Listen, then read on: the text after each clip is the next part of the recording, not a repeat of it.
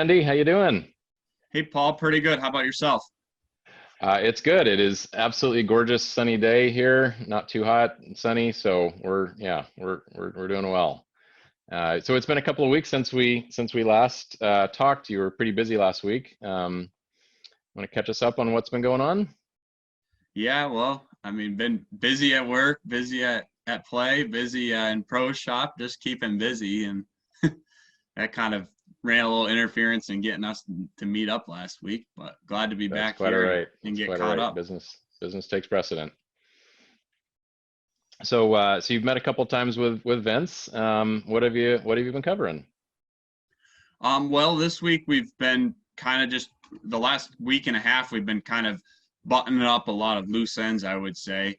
We're getting ready to work on bringing the pro shop into our QuickBooks. That way they work back and forth together. Yep. That's this week's project. So we've been preparing for that.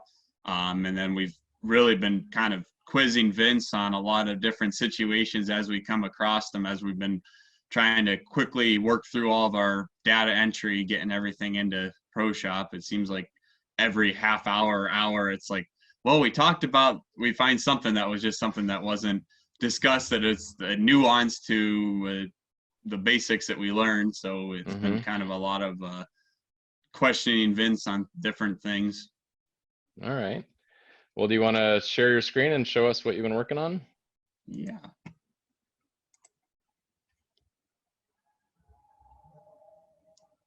So you'll see we've got the tips work order here. Again, the one that we've been working through to kind of ensure the implementation goes as Pro Shop scheduled.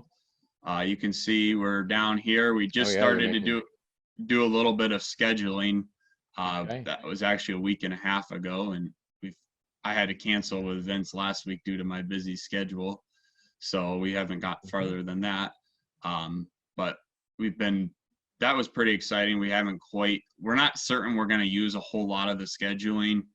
We're probably going to use it loosely as our plan until we get things worked out, just because we have so much, there's so many other things and so many moving pieces, and we figure that the way our shop works, things change so much so quickly.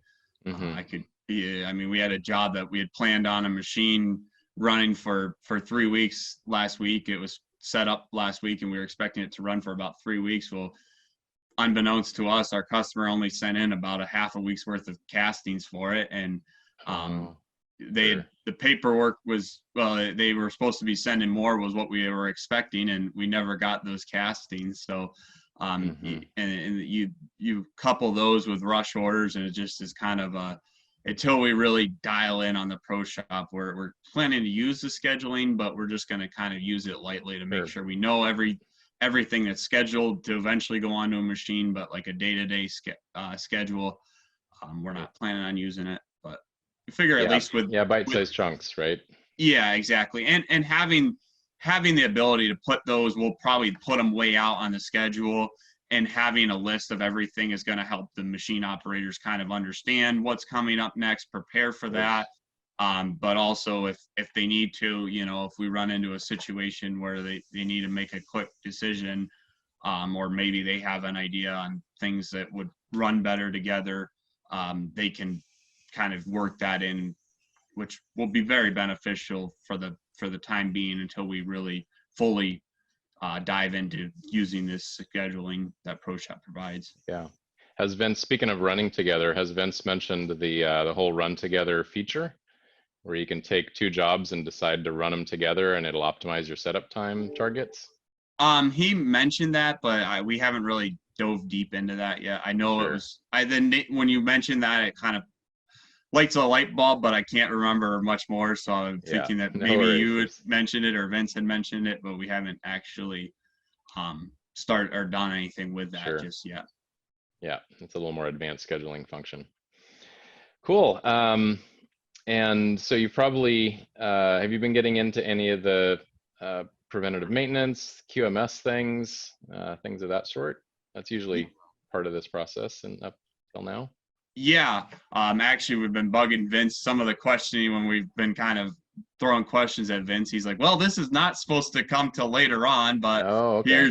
here's where we did some of that. We actually found out last week that our ISO audit would be done, which is scheduled for the first week of September. It's going to be all done remotely, virtually, however you want to phrase that. Yeah. So with that in mind, we're realizing that a lot of our documentation is going to need to be eventually scanned in and put onto the computer. So we're kind of trying to, where it makes sense, get that right into ProShop and then just use that as part of our audit come September. Right, because you have paper documents that you need to be able to show them. So you need to scan them to be able to show them on the screen, right? So you're just putting them straight into ProShop instead of just somewhere else. Yeah, exactly. And Okay. and the nice thing is that we're not really changing anything, so we don't need to be going back through and changing our quality procedures or anything like that, because we're still following it. We're just and we'll still obviously have the hard copy on file, but now we've got it into ProShop, which is going to be a big step towards fully moving everything into ProShop like we intend to do in the near future. Cool. You want to show us an example of that? One Yeah. of those? So the big thing right now we're working through is all of our preventative and then keeping track of maintenance schedules and maintenance on our various machinery. You can see the one I've got up on the screen is our forklift, or one of our forklifts. So we got a picture of the machine right there. I've got the link right there at the bottom, and you'll see there's an initial invoice for the purchase of it. Okay. And then right over here, we've actually got, or if I go back to that equipment page, click in here, we can see the maintenance history. We've actually made a decision that anything pre-2015, we're just going to group all together. And then for everything since then, we've got each one of these action items is a different maintenance item. So you could see, you know, in December of 2018, we purchased a new battery. You can see where we installed it in January of 2019. We had a scheduled maintenance grease and lube in January of 2019, another one in October of 2019. And then actually today we just had a typical maintenance, and you could see we actually had a couple notes from here that we've got a couple issues that we're going to have to get fixed. As part of that, we're also uploading the maintenance reports. This is an outside vendor that's doing these maintenance, and you can see that he greased it, he added battery water, he noticed that there's an issue with the steer motor, made a comment about that. The nice thing is he's got the motor number right here, so if it's something that a couple weeks from now we don't get their quote like they're planning on it, we can go right in here and see that number and say, hey, we're looking for this motor that you were supposed to be getting us a quote for. Very cool. And or if we need to, 5 years from now that motor goes again or starts to become an issue again, we can go right back in here on our own and say, here's the part number, we're going to need another one of those. So it's one of the items that we've worked with here and got it all in. Very cool. Into ProShop. Show you another one here while we're at it. This is one of our last machines we purchased. This is a Swiss machine that we bought last spring. Yeah, beautiful machine.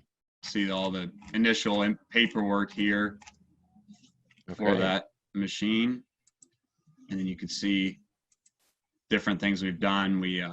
There's a pre-installation checklist, so we've actually got the file right here. Oh, nice.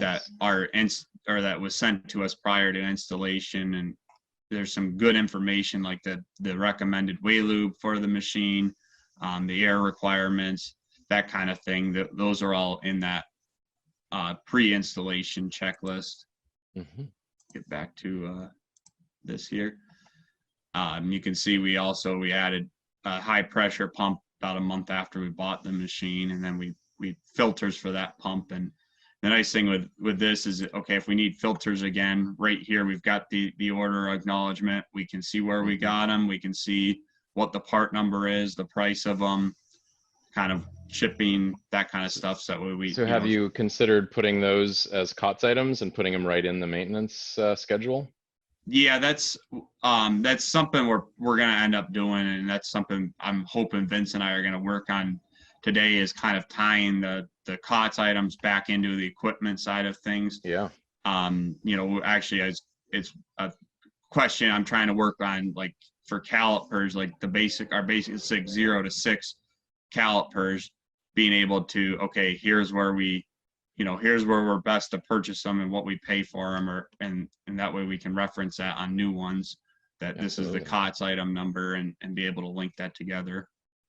Yeah, because particularly in the equipment module, when you do have BOM items like filters and oil, it can automatically decrement your inventory, so that feeds right into purchasing. If you get low, it'll remind you to buy more Yeah. without having to remember that yourself. Yeah, So and the nice thing that, as you mentioned, that with having this in here like this, is that we've been kind of lax at trying to keep up with a maintenance schedule, so we can actually be able to utilize this. Whoops, sorry, get back here.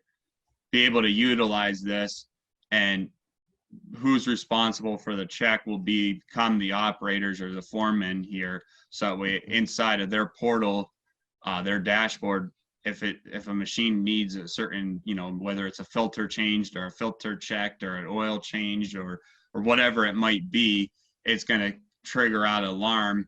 And the nice thing there too is they're going to have access to this on the shop floor. So when they change this particular item, it's a kind of the machine throws out an alarm when it's ready to be changed. So when that happens and they change that filter, the operator can go right in here and say, hey, I changed the filter on July 27th, and it's recorded, and obviously, like you said, it'll pull that item from COTS, and eventually when we get low on them, it'll kind of trigger a reorder for the office.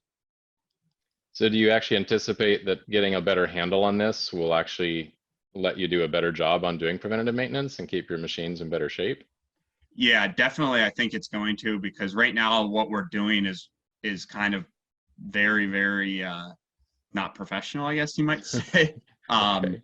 It's I've actually am saving alerts in Outlook calendars, so when I come in the morning, it'll throw up an alarm like, hey, we need to change this filter this week or something of that sort. And I'll usually text the operator, hey, this filter needs changed this week, or this backup needs done this week. And then, they'll say, okay, I did it. Or, maybe they'll say, well, I'll do it later or whatever. And then it's like, oh, well, did that ever get done? And then you're, oh, wait, right. I didn't actually write that down, but then I'll scroll back through text messages and like, oh, yep, he said he did it. So I'll record that into our file, and right. it just kind of is. Yeah, but that's stuff you don't want to have. Even as the owner, you don't want to be dealing with that level of stuff every day, right? You want to be selling absolutely. and quoting, and yeah. And that's kind of a thing that it's like it's tough to, the way we're currently doing it. It's like we've got a binder in the office, and you mark down the information, and we have a form that we actually haven't uploaded to this particular machine yet, but we have a form to record each significant, okay, we changed the coolant in this machine, or this was the date of installation, or we had this issue with the machine, or whatever it might be. And it's kind of like, you don't really want your operators or your foremen are having to come into the office all the time and try to find the binder in the shelf, find the form, fill it all out. Now it's going to be pretty doggone simple, just getting onto here and just checking this out and filling in a few steps. And even if they don't do it right, at least, we can kind of, it'll at least be in there, and then we can kind of correct it from the office side of things if at least it's in there. Yeah, once you have the actual maintenance items themselves specifically detailed, then they'll just hit that little check button that's right in the middle of your screen there. So they don't need to go to the other page. They just click check, and that initiates the maintenance record, and they can just type in what they did and click save. Yeah. So actually, what we're gonna change this right here to, we'll leave this at the bottom, and this will be like unplanned maintenance. Yeah. So like this would be if you have, God forbid, a wreck or something like that, or you know, Mhm. there's some kind of internal issue or just something that's a unplanned, you know, like I said, that, you know, on if sometimes the filters that are the machine throws out an alarm when they're ready to be changed, and it's not really a every 6 months type of thing. You can, you know, that'll all fall under this one, and then we'll add in items above this line right here that will have, you know, the planned maintenance, Mhm. and Mhm. that'll apply to across all of our equipment. So it'll be it's going to be a lot of figuring and you know, configuring and just getting it all set up. But once it is, it's going to be very helpful to obviously make sure our machines are performing at the optimal level and preventing issues that could easily be prevented with some preventable or preventative maintenance, Yeah, along with simplifying things for our operators when they do the maintenance. right on. Cool. So before we hit record, you had mentioned something about your with the auditor wanting to see your vendors and your approved vendor list. You want to share a little bit about that with us? And Yeah, so I know one of the, you know, as you go through an ISO audit or a surveillance audit, one of the big things that our auditor at least always looks at is he'll look through our purchase orders, and then he'll say, okay, like he'll want to make sure that whoever we're buying quality critical items from is approved to be selling us those quality critical items. sure. So kind of knowing where that path is going to lead during our audit, we figured we might as well utilize the contact section of ProShop to have all of our suppliers just be approved right in ProShop. So it'll be just as easy as clicking a couple buttons for our Mm-hmm. ISO auditor to see. So you can Right. see here, I've got Alro Steel pulled up. They're a material vendor for us. Right here is the form that we use to approve our vendors. Their form is kind of basic because they're very good and we never have issues. And Nice. um, they, you know, they pretty much are always approved. Mm-hmm. So you can see this is our old form that we use. I'll exit out of here and go back to their file. And one thing that kind of is our verification as to approving a vendor is their status as far as ISO goes. So we can actually click right here and you'll see this is the ISO cert that we have on Mm-hmm. file for Alro Steel. Right Um, on. so we Cool. can just pull that right up during our audit and it's very simple. That's fantastic. Right You can on. see right up here, we've actually got them as approved. Yep. So that's your approved vendor list. Yep. Yep. Cool. That's awesome. And then if you wanted to look at any open vendor POs, that's linked right up at the top, right? Yeah. Yep. Yep. Purchase orders or all or open purchase Yeah, orders from which you them. could Yep. see, we're so far we've only kind of just done some practice items with them, but Of course. Yeah. That's great. Very cool. Well, this is great stuff, man. You were really setting the stage for like rock solid performance going forward. Any other cool stuff you want to share, or should we let you get back to making chips? yeah, I mean, we're keeping on moving forward with this. We actually this week we started using it for some of our or all of our tooling purchases. We've been using Oh, nice. invoices here, and the nice thing we've got going on here is we've actually are uploading our packing slips right inside of the purchase order. So that's kind of pretty cool. I mean, obviously with tooling, it's not the end all be all, but we're looking forward to that when it comes to material, being able to get inside of those POs and see packing slips, Yep. plating, that kind of stuff to be able to see, you know, link things up. So we're looking forward to that. You know, with tooling, it is nice to have that packing slip right on file. That way, if there's any question about what we received or when we Mhm. received it or anything like that, it's right there, right inside of ProShop instead of having to thumb through a folder. So that's exciting for us. But Yeah, and I'm sure, as you know, once you start getting your material and outside processes processed through ProShop, then as you attach things into the cert column, for material certs or plating certs, those will automatically link to the jobs. And when you go to ship your document packages with your parts, you don't need to go find those things. They'll automatically just show right up in your shipping area for pulling those together for your document. Yeah, and packs. you can actually see right here, there's a material that we've purchased, and so I can actually go to that work order if I'd want to from the hyperlink, and I can also go right to back to the ALRO page that we just were on, Yeah. and be able to make sure that they're approved. So it's kind of everything ties together really nicely inside of ProShop, which is what we're really happy about. Cool. That's awesome. Well, great. Good stuff. You're a model student as always. So anything else you wanna enlighten us with, or No, I think about covered it? I think that's about it. We hopefully go for another week of trying to just bring as much into ProShop that we can. Obviously it's when you're bringing a whole company of purchasing and maintenance and sales and work orders and open orders and quotes and you name it into ProShop, a whole quality management system, everything. When you're bringing that all into ProShop, it's kind of a long process, but we're moving through at a nice pace. I'm happy about where we're at and looking forward to, I can see that we're seeing some light at the end of the tunnel, certainly, as far as being able to, utilize this, right, implement the connection between our QuickBooks and ProShop and start using this on an everyday basis, at least from an office standpoint, and start to roll it out into the shop floor. So we're getting excited. Okay, very good. Well, keep up the great work. Thanks for today and sharing with everybody what you're doing. I know I've had a few folks email me or email our team, and they're like, "Hey, when's the next episode coming out? We want to see what Andy's doing." So you definitely got some fans out there already. Well, I mean, no autographs or anything, but no, but quite honestly, I mean, just you and your age and what you're doing, it's pretty darn cool.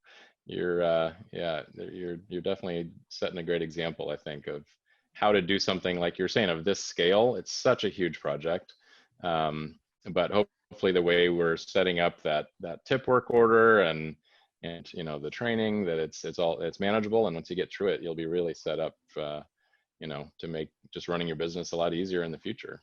Well, and I think there's a lot of exciting features that ProShop has to offer. I was out to dinner a few weeks ago and saw another guy I know that happens to work in a different tool shop, and we were just kind of talking a little bit about what they're doing, what this tool that they're having issues with, or this project or whatever. And I pull out my phone and I said, "You got to see this." I said, "Look at this." He said, "All this stuff that I can pull up right from my phone." And he's like, "How'd you do that?"